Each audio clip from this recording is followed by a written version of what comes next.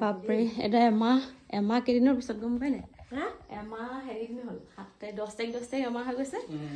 আৰু এমাহ 3 দিন হৈছে একদম ঘৰৰ অৱস্থা বহুত বেয়া আমাৰ এয়া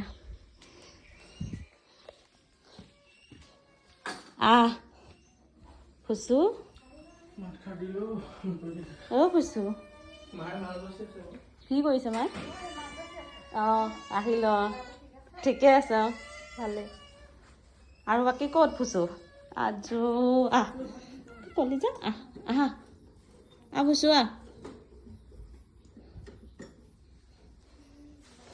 গোন্ধাইছে ঘৰটো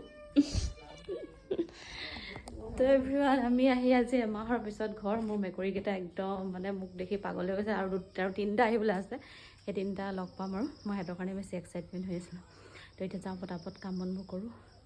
ফুচু দৌৰিছে এটা পূৰা মানে একদম ঘৰ মকৰা জাল মই মকৰা জাল ভাঙিব নোৱাৰিম